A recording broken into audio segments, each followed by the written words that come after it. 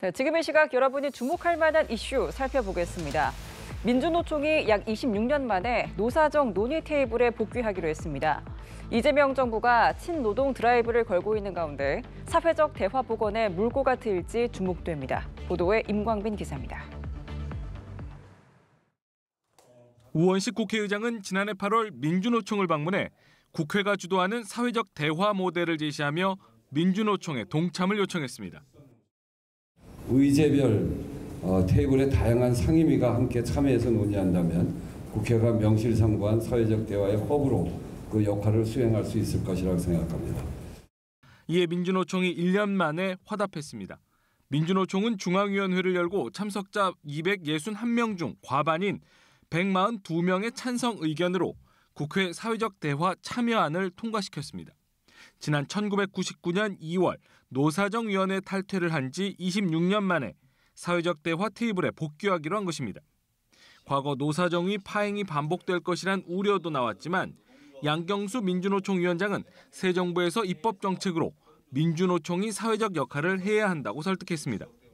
우 의장은 SNS를 통해 민주노총의 결정을 환영한다며 민주노총이 주요한 경제 주체들과 함께 중요한 역할을 해주리라 기대한다고 말했습니다.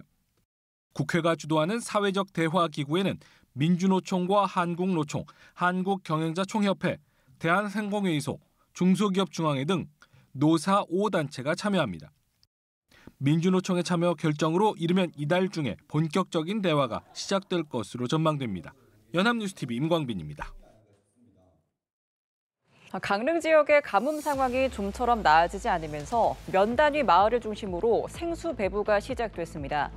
동해안 다른 지역으로 가뭄이 확산할 조짐을 보였는데 다행히 비가 내려 한숨 돌릴 수 있게 됐습니다. 하지만 강릉 지역은 이번에도 찔끔 비에 그쳤습니다. 이상현 기자입니다.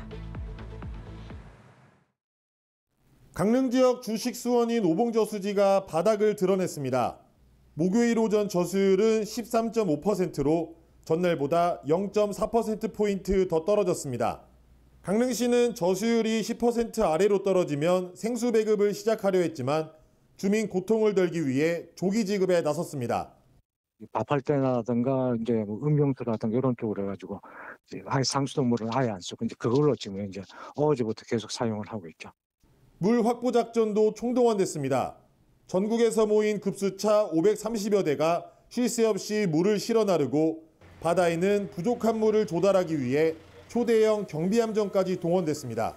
전국에서 운정의 손길이 이어지며 생수는 목표치를 훨씬 웃도는 247만 병이 모였고 이 가운데 28만 병을 배부했습니다. 물 부족 문제는 강원도 해안 전체로 확산하고 있습니다.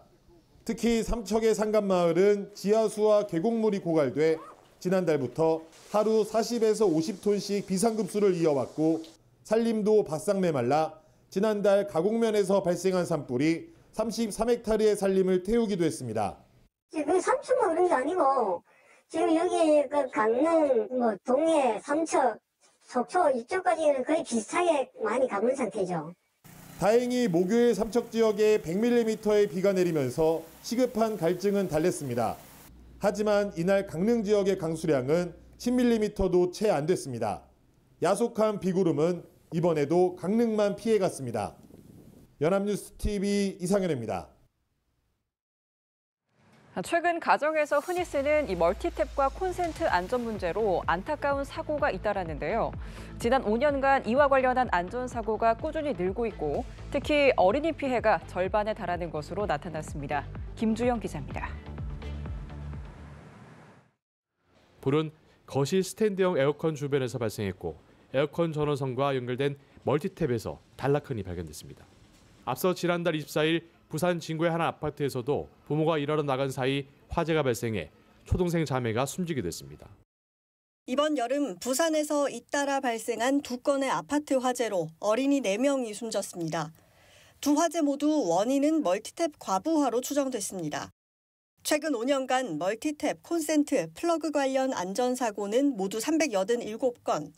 사고 원인은 절반 가까이가 감전, 누전 등 전기 문제였고 화재 과열, 물리적 충격 순이었습니다. 사고 장소는 대부분 가정, 피해자의 절반은 10세 미만 어린이였습니다. 가정에서 흔히 쓰는 멀티탭입니다. 이렇게 전기 제품을 여러 개 연결해 쓰거나 또 다른 멀티탭을 꽂으면 화재 위험이 높아집니다. 특히 어린이가 있는 가정에서는 각별한 주의가 필요합니다. 멀티탭을 사용하실 때는 전격 용량을 초과하지 않도록 주의하시고 특히 에어컨 등 대형 가전제품은 벽면 전용 콘센트를 사용하여야 합니다. 또 멀티탭과 콘센트에 먼지가 쌓이지 않도록 하고 낡은 제품은 새 것으로 교체해야 한다고 당부했습니다. 연합뉴스 TV 김주영입니다. 네, 울산의 편의점 두 곳에서 밤사이 흉기 위협 강도 사건이 잇따라 발생했습니다. 다행히 직원들의 침착한 대응으로 큰 피해는 없었는데요. 범인을 잡고 보니 흉기가 있는 것처럼 행동하며 범행을 저질렀습니다. 전동훈 기자가 단독 취재했습니다. 저녁 7시 50분 어두워진 시각. 반바지 차림의 남성이 가방을 맨 채 편의점 앞을 서성입니다. 잠시 눈치를 보던 남성은 편의점 안에 있던 손님이 나가자 곧장 가게 안으로 들어섭니다. 창고에서 나온 직원이 손님을 맞으러 계산대로 가자 대뜸 메고 있던 가방 안에 손을 넣더니 흉기가 있으니 돈을 전부 내놓으라고 요구했습니다. 어깨에 가방을 내고 손에서 꺼내는 신용을 하면서 자기 지금 흉기 들고 있다고 빨리 현금 있는 거 다 꺼내래요.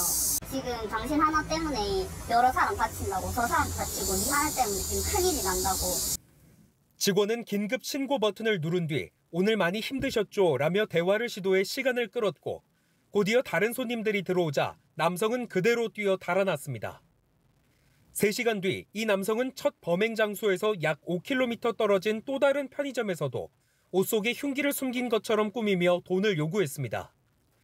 당황한 직원이 점장에게 물어보겠다며 전화를 걸려 하자 이번에도 돈을 빼앗지 못하고 도망쳤습니다.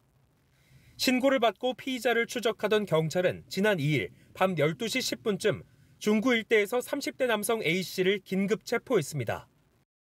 경찰 조사 결과 A씨는 실제로 흉기를 가지고 있지 않았지만 흉기가 있는 척 범행을 저질렀고 돈이 필요해 이 같은 일을 벌인 걸로 파악됐습니다.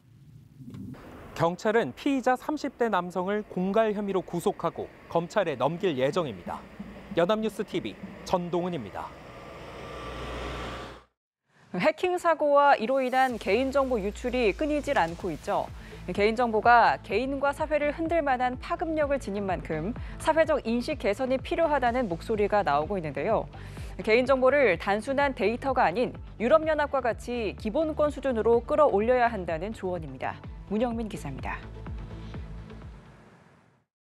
SK텔레콤에 이어 예스24, SGI 서울보증, 그리고 롯데카드까지 각종 해킹 사고가 산업 분야를 가리지 않고 발생하고 있습니다.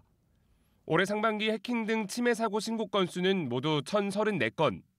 지난해 같은 기간보다 150건가량 늘었고 3년 전에 비해 2배를 웃돕니다. 해킹 등으로 개인정보가 유출되는 사례들이 증가하다 보니 다른 나라를 참고해 개인정보에 대한 인식을 한층 더 끌어올릴 필요가 있다는 목소리가 나옵니다. 대표적으로 유럽연합이 꼽힙니다.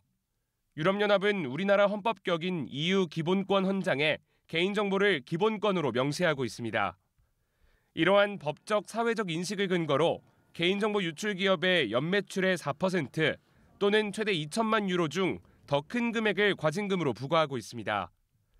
2021년엔 개인 데이터를 불법 수집한 아마존에 우리 돈 1조 2천억 원이 넘는 과징금을, 인스타그램과 틱톡엔 미성년자 정보보호 위반을 이유로 6천억 원 안팎의 과징금을 부과했습니다. 개인정보를 개인 그 자체로 보고 이를 소홀히 하는 것을 법과 윤리적으로 매우 중대한 죄로 간주해섭니다. 반면 우리나라의 경우 개인정보를 헌법상 기본권으로 규정하지 않는 건 물론 오히려 단순한 데이터나 거래 정보로 보는 경향이 강하다는 지적이 제기됩니다. 해킹 문제를 인권이나 주권 문제를 가지고 접근을 해야만 답이 잘 풀릴 수 있는데 그 일관성을 가질 수 있는 주체는 국회 쪽일 거다.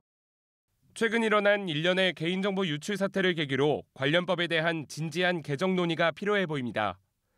연합뉴스 TV 문형민입니다.